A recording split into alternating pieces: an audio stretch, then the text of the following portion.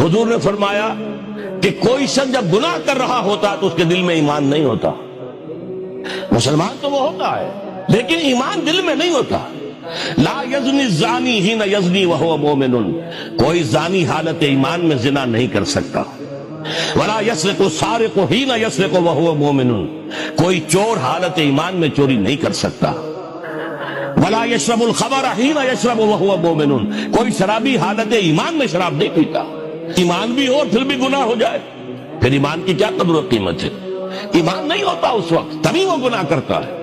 ایک شخص طے کر لے کہ نہیں مروں گا مگر فرما برداری کی حالت میں، چونکہ موت کا کچھ پتہ نہیں کب آ جائے، لہذا اس آیت پر عمل صرف اس وقت ممکن ہے جب کوئی لمحہ بھی معصیت میں نہ بسر ہو.